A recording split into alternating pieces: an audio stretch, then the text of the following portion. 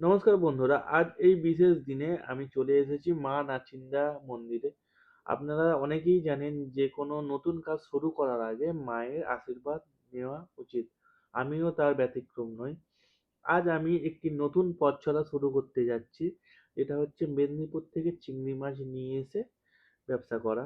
তো ছোট থেকে একটি স্বপ্ন ছিল যে মেদিনীপুরের চিংড়ি মাছ নিয়ে এসে ব্যবসা করব, নিজের পায়ে দাঁড়াবো। সেই স্বপ্নটাকে আজ বাস্তবে এক ধাপ এগিয়ে নিয়ে যেতে আর সেই কারণেই চলে আসলাম মায়ের চরণে।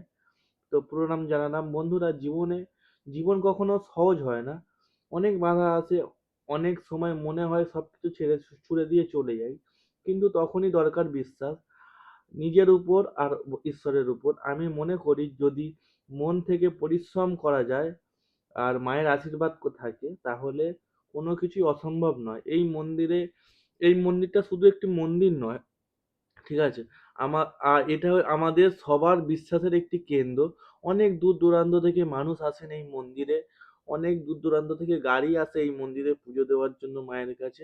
প্রচুর ভিড় থাকে। আজকে ভিড়টা একদমই কম ছিল, যেহেতু অক্ষয় তৃতীয়াতে মায়ের একটি বড় পুজো, ভালোভাবে পুজো, এটা অক্ষয় তৃতীয়ার দিন একটা মায়ের বড় পুজো একটা হয়।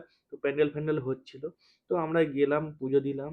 ঠিক আছে, আসে মায়ের কাছে জানালাম যেন মেদিনীপুরের ব্যবসা এই বছর আমাদের খুব ভালো হয়। আপনারা সবাই আশীর্বাদ করবেন। আমি প্রতিশ্রুতি দিচ্ছি, আমি সৎভাবে ব্যবসা করব। ভালো মানের চিংড়ি মাছ আপনাদের কাছে পৌঁছে দেওয়ার চেষ্টা করব।